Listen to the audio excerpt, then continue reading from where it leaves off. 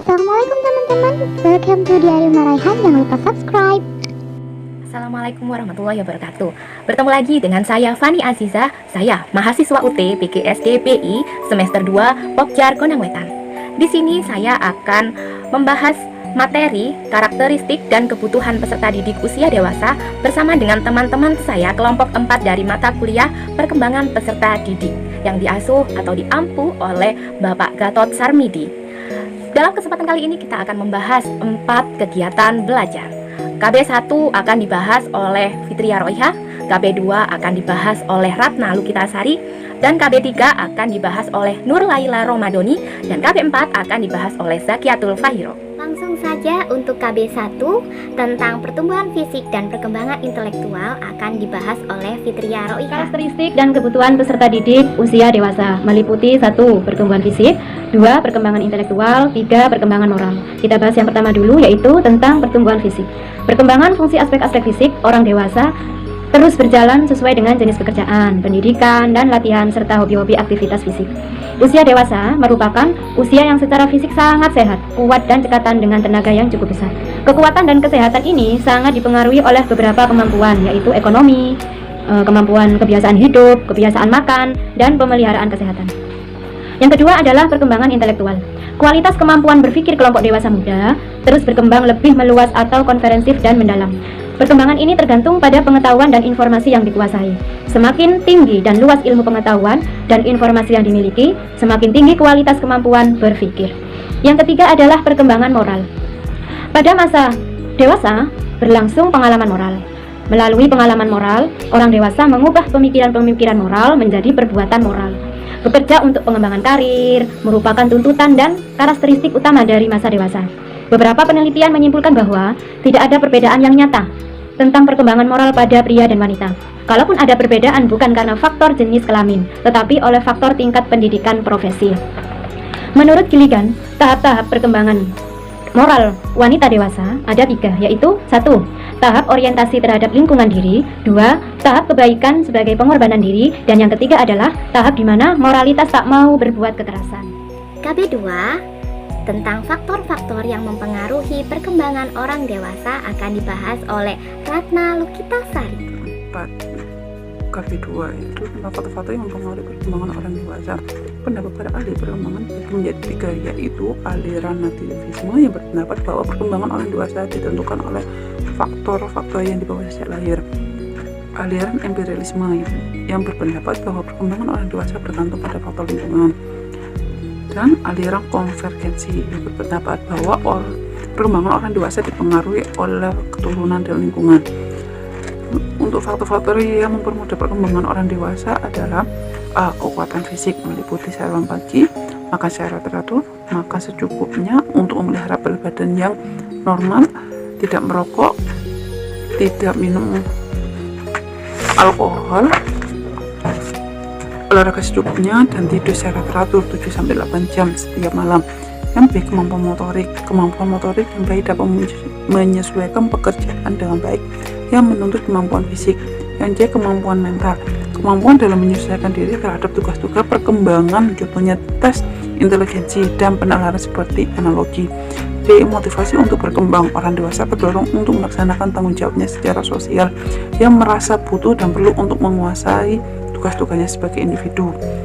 E, modul peran, faktor lingkungan sangat berpengaruh terhadap perkembangan orang dewasa karena dengan berinteraksi dengan orang dewasa lainnya, mereka akan memperoleh motivasi untuk mencontoh perilaku sesuai dengan ketentuan yang dianut oleh masyarakat orang dewasa. KB3, perbedaan individu orang dewasa akan dibahas oleh Nur Laila Romadoni. Kegiatan belajar 3, perbedaan individu orang dewasa. Berikut ini dijelaskan unsur-unsur perbedaan individual orang dewasa yang disebabkan oleh pembawaan dan lingkungan. Di antaranya adalah perbedaan dalam minat, yang kedua adalah kecerdasan, dan yang ketiga adalah kepribadian. Saya akan menjelaskan tentang perbedaan dalam minat. Perbedaan dalam minat dibagi menjadi 3 kategori, yaitu minat pribadi, minat rekreasi, dan minat sosial. Minat pribadi orang dewasa selalu menyangkut kehidupan seseorang tertentu. Minat pribadi yang kuat pada masa remaja masih terbawa sampai dewasa, seperti penampilan, pakaian, keuangan, uang, dan status agama. Yang kedua adalah minat rekreasi. Istilah rekreasi diartikan sebagai kegiatan yang memberikan kesegaran atau mengembalikan kekuatan dan kesegaran psikologis. Tentunya, minat rekreasi ini berbeda dengan pada masa kanak-kanak yang hanya dengan bermain saja. Meskipun demikian, banyak tersedia kesempatan, banyak orang dewasa tidak mendapat kepuasan dari kegiatan rekreasi mereka. Salah satu masalah penyesuaian utamanya ialah bahwa mereka masih harus belajar bagaimana menggunakan waktu luang yang menyenangkan. Ada beberapa faktor yang mempengaruhi pola rekreasi orang dewasa, yaitu yang pertama, kesehatan, waktu, status perkawinan, status sosial, jenis kelamin, dan penerimaan sosial. Yang ketiga adalah minat sosial. Semua orang dewasa mestinya memiliki sosial dalam kehidupan sosial, entah itu dalam lingkungan sosial yang luas maupun lingkungan sosial dalam sekolah, perguruan tinggi, ataupun hanya dalam sosial keluarga. Orang dewasa pada umumnya mempunyai cita-cita atau arah tujuan hidup bermasyarakat. Orang dewasa yang normal memiliki minat dan keinginan yang lebih berarti, lebih berdaya, dan lebih berguna bagi kehidupan masyarakat. Nah, sekarang saya akan menjelaskan perbedaan individual yang kedua, yaitu tentang kepribadian. Kepribadian orang dewasa dapat dilihat dari ciri-cirinya, yaitu karakter, temperamen, sikap, stabilitas emosional, tanggung jawab, dan sosiabilitas. Kepribadian ini dipengaruhi oleh faktor kredibilitas dan pengalaman melalui interaksi dengan lingkungan. Penerimaan orang dewasa terhadap pengaruh lingkungan ditentukan oleh kekuatan daya pendukung, cita-cita dan hasrat, kadar rasa harga diri, kesadaran pribadi, pandangan subjektif, kemampuan membaca situasi, dan yang terakhir adalah hubungan sosial di masa lalu. Dan yang ketiga, saya akan menjelaskan perbedaan individu orang dewasa tentang kecakapan. Kecakapan orang dewasa yang satu dengan dewasa lainnya pastinya berbeda. Orang dewasa yang tampak dapat bertindak secara cepat, tepat, mudah, dan lazim dikenal sebagai orang sang cakap. Dalam istilah psikologis, orang tersebut disebut sebagai orang yang berperilaku intelijen. Kecakapan sering juga disebut abilitas yang dibedakan dalam dua kategori, yaitu kecakapan nyata yang mengacu kepada aspek kecakapan yang segera dapat didemonstrasikan dan diuji sekarang juga, dan kecakapan potensial ataupun yang mengacu kepada aspek kecakapan abilitas dasar khusus atau bakat. KB4 tentang kebutuhan-kebutuhan orang dewasa akan dibahas oleh Zakiatul Fahiro. Kebutuhan-kebutuhan orang dewasa. Menurut Maslow, kebutuhan orang dewasa digolongkan dalam 5 tingkatan. Yang pertama, kebutuhan yang bersifat biologis. Kedua, kebutuhan rasa aman. Ketiga, kebutuhan sosial. Keempat, kebutuhan akan harga diri. Dan yang kelima, kebutuhan untuk berbuat yang terbaik. Adapun menurut Morgan, orang dewasa memiliki 4 kebutuhan, yaitu kebutuhan untuk melakukan suatu aktivitas, kebutuhan untuk menyenangkan orang lain, ketiga, kebutuhan untuk mencapai hasil, dan yang keempat, kebutuhan mengatasi kesulitan. Kemudian, pendapat Murray dan Edwards ada 15 aspek kebutuhan orang dewasa, yaitu yang pertama, kebutuhan berprestasi, kedua, kebutuhan rasa hormat, ketiga, kebutuhan keteraturan, keempat, kebutuhan memperlihatkan diri, kelima, kebutuhan otonomi, keenam, kebutuhan afiliasi, dan seterusnya. Sedangkan di sini terdapat tugas-tugas perkembangan masa dewasa.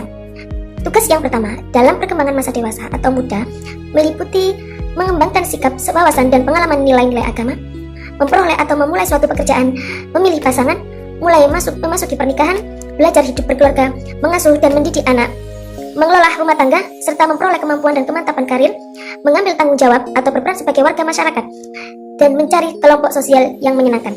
Sedangkan tugas perkembangan yang kedua yakni masa dewasa madya, yaitu yang pertama, memantapkan pengalaman nilai-nilai agama. Kedua, mencapai tanggung jawab sosial sebagai warga negara. Ketiga, membantu anak yang sudah remaja untuk belajar menjadi orang dewasa, menerima dan menyesuaikan diri dengan perubahan, memantapkan keharmonisan hidup berkeluarga, serta memantapkan peran-perannya sebagai orang dewasa. Dan yang terakhir, tugas perkembangan masa dewasa lanjut atau masa tua. Lebih memantapkan diri dalam mengamalkan norma. Kedua, menyesuaikan diri dengan masa pensiunnya. Tiga, menyesuaikan diri dengan kematian pasangan hidup. Yang kelima, membentuk hubungan dengan orang lain yang seusia. Dan yang terakhir, memantapkan hubungan yang lebih harmonis dengan anggota keluarganya. Alhamdulillah seluruh materi sudah tersampaikan dengan baik. Saatnya kalian memberikan pertanyaan kepada kami, satu pertanyaan dari masing-masing kelompok. Kita akan membahas diskusi kali ini melalui WA Group dan kalian bisa memberikan tambahan jawaban atau menyanggah jawaban kami. Diskusi akan saya pimpin melalui WA Group. Wassalamualaikum warahmatullahi wabarakatuh.